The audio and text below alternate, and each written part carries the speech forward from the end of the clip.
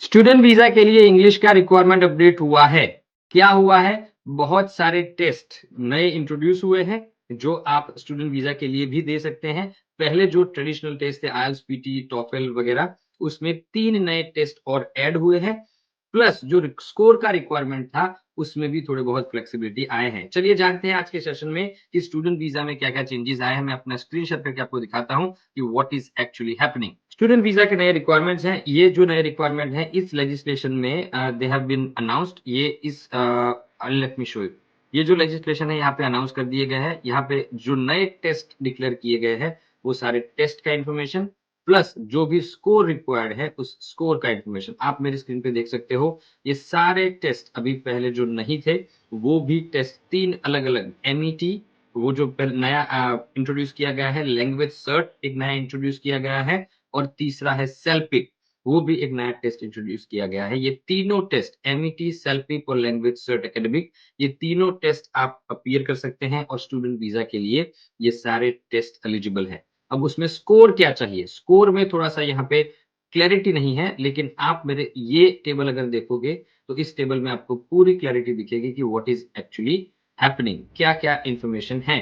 तो अगर आप मिनिमम तो टेस्ट स्कोर ये रिक्वायर्ड है आपका, कोई भी टेस्ट यहाँ पे देखोगे उस टेस्ट का, देन अगर आप मिनिमम टेस्ट स्कोर अगर आपका प्रिंसिपल कोर्स जो है उसमें 10 वीक का एली कोर्स ले रहे हो, तो आपको ये स्कोर रिक्वायर्ड है।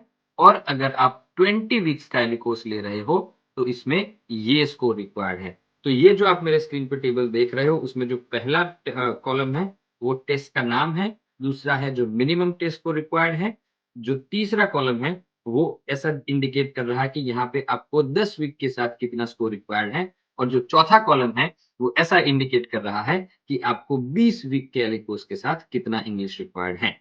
So let me explain to you कि अगर आप फॉर एग्जांपल आईएलटीएस का एग्जाम दे रहे हो, आईएलटीएस एकेडमिक या जनरल ट्रेनिंग, तो आपका एवरेज स्कोर रिक्वायर्ड है 6 ईच। आपको 6 overall, sorry not each, average band score आपका 6 रिक्वायर्ड है।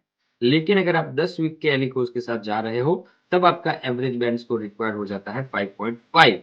और अगर आप 20 वीक के एली कोर्स के साथ जाते हो, तो आपका एवरेज बैंड स्कोर रिक्वायरमेंट हो जाता है 5.0। सेम एज पीटी में 47 है, यहाँ पे 39 है और यहाँ पे 31 है। दूसरे जो टेस्ट है एमईटी 53, 49 एंड 44। अगर आप सेल्फ देख रहे हो तो यहाँ पे 7, यहाँ पे 6 और यहाँ पे 5। सो ये सारे फ्लेक्सिबिलिटीज स्टूडेंट्स के लिए दिए गए हैं। Now this is the specified eligible pathway programme.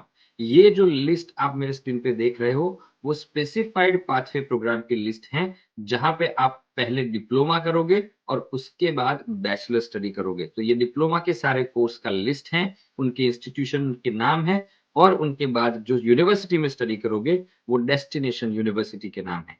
अब ये जो स्पेसिफिक यूनिवर्सिटीज का लिस्ट दिया गया है आपको, इसका फायदा क्या है मैं आपको वो समझाता हूं।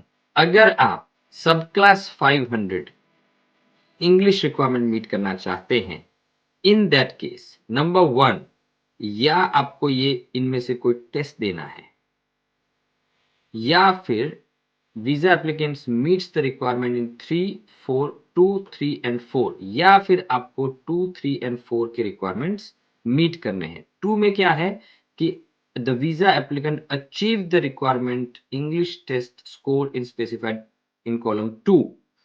मतलब कि आप ये टेस्ट हैं या फिर जो सर्कमस्टेंसेस दिए गए हैं, उसमें से आपको 2 नंबर, 3 नंबर या 4 नंबर के रिक्वायरमेंट मीट करने हैं।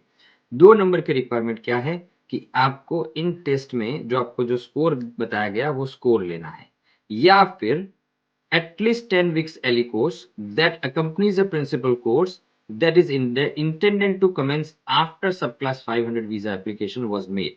10 वीक का एली कोर्स और उसके बाद मेन कोर्स, या फिर स्टैंडर्ड फाउंडेशन प्रोग्राम, या फिर एक्सटेंडेड फाउंडेशन प्रोग्राम, या फिर registered course that is specified in item in schedule 2 and eligible pathway program, and applicant achieve the required minimum English test score specified in column 3 and of an item in the table schedule 1 unless the test was CA advanced, and 20 weeks if the same circumstances apply। तो इसका मतलब क्या हुआ कि अगर आप फिर भी ये कोर्स कर रहे हो, फिर भी इंग्लिश तो आपको देना ही है। पाथवे प्रोग्राम में भी जाते हो, तब भी जाके आपको इंग्लिश का थोड़ा टेस्ट तो देना पड़ेगा, लेकिन ये वाले जो रिक्वायरमेंट हैं, वो मीट करने पड़ेंगे कॉलम 3 वाले, ना कि कॉलम 4 वाले। 10 वीक का एलिकोर्स लेते हो, तो कॉलम 3 वाले, 20 वीक का लेते हो तो कॉलम 4 वाले। So there is no specific advantage of taking this course. English का टेस्ट तो आपको वैसे देना ही पड़ेगा। I was looking for this कि अगर शायद इसमें आपको इंग्लिश का टेस्ट ना देना पड़े, बट ऐसा नहीं है।